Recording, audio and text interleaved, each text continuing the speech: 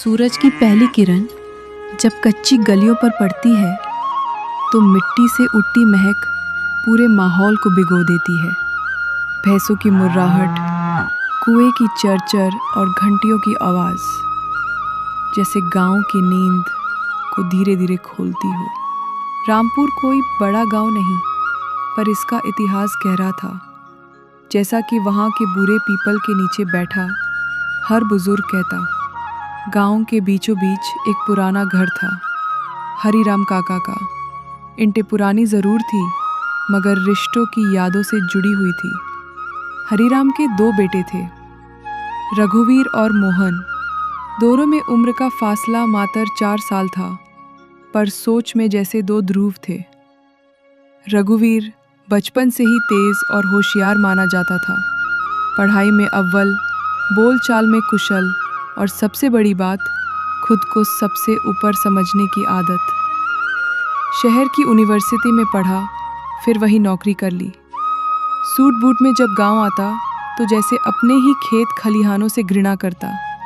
वो कहता, इन गांव वालों से क्या ही उम्मीद करनी, ये लोग आज भी उसी पुरानी सोच में जी रहे। खेत खलिहान, बैल और मिट्टी, यही इनकी जिंदगी है।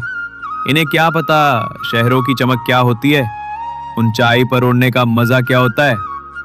मैं अब वहां हूं जहां लोग ख्वाबों को हकीकत में बदलते हैं, और ये लोग आज भी अपने टूटे हुए चूल्हे और पथरीले रास्तों में उलझे हुए हैं। मुझे देखो, मैंने अपनी मेहनत और अकल से वो सब पाया है जिसका ये सिर्फ सपना देख सकते हैं। लेकिन नहीं, इन्हें मेरी तरह गांव वालों को क्या पता दुनिया कितनी आगे निकल चुकी है। ये लोग तो अब भी मिट्टी में ही उलझे। मोहन नरम दिल, सीधी सोच और गांव की मिट्टी से जुड़ा हुआ। स्कूल की पढ़ाई के बाद उसने खेती को ही अपनाया। कभी बैल के साथ खेत जोता तो कभी माँ के साथ आंगन में सब्जियां उगाई।